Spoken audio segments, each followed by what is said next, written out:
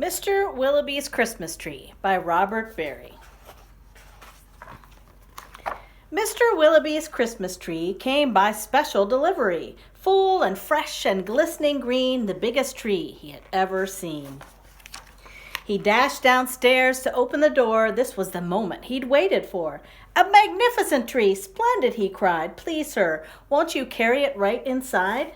I think it might look best this year right in the parlor corner here." But once the tree stood in its place, Mr. Willoughby made a terrible face. The tree touched the ceiling, then bent like a bow. "Oh, good heavens!" he gasped. "Something must go." Baxter, the butler, was called on in haste to chop off the top, though it seemed quite a waste. "That's great," Mr. Willoughby cried with glee. "Now we can start to trim my tree." When the trimming was well under way, the top was placed on a silver tray. Baxter said, "I know just who'd be delighted with this Christmas tree." So it was presented to Miss Adelaide, Mr. Willoughby's upstairs maid.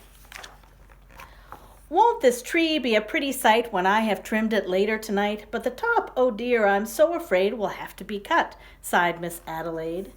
And so, with scissors sharp and long, she snipped off the top while she hummed a song.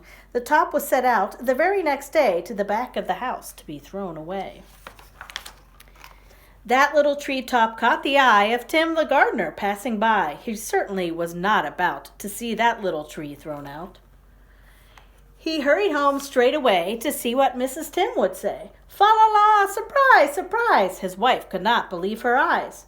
"But our house," she said, "is so snug and small, I do not believe we need it all." And before Tim had a chance to shout, she cut off the top and threw it out. Barnaby Bear was padding by and almost hit him in the eye. Now who would throw a tree away so very close to Christmas Day?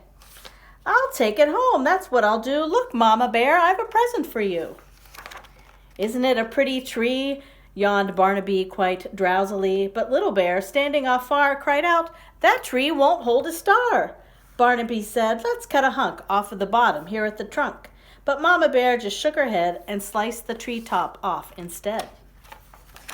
"Jolly, by golly," Barnaby said with a kick. "Mama, that surely is just the right trick. Let's trim it with bells and honey rings, some berries and tinsel and popcorn on strings." Mama said, "Trim it just as you like. I've got to tidy up for the night. This top we won't need anymore. I'll put it just outside the door." Later on that frosty night, Frisky Fox came into sight. He spied the treetop, rubbed his chin, opened his sack, and stuffed the top in. He scampered home and jumped his gate. This Christmas present couldn't wait. "It's even better than mincemeat pie," said Mrs. Fox with a happy sigh. Then the foxes saw that their Christmas prize was just a wee bit oversized. "There, my dears, don't you worry. I'll fix that top now in a hurry." Benjamin Rabbit found it then just outside the fox's den. It seems, he thought, most certainly Santa left that for my family. "Look," he cried, "see the tree I found?" With that he called his family round. Then there was a merrymaking, rollicking, frolicking, carrot-shaking celebration around the tree. All were as happy as rabbits can be. Benjamin Rabbit with his own hand sliced a carrot and made a stand. "Now let's see how this will look in our little chimney nook." But right away the children cried, "Look, it's leaning off to one side." "It's too tall, that's all," said Mrs. Rabbit, and as though it were a summer carrot, she gave it a chop and threw away the top. Then Mistletoe Mouse just happened to see the tiny tip of a Christmas tree. He pulled it through the snow and ice, up some stairs. He fell down twice. At last he reached his cozy house. "It's just the right size," cried Mrs. Mouse.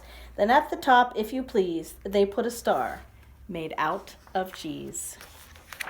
Oh, wasn't it grand to have a tree exactly like Mr. Willoughby?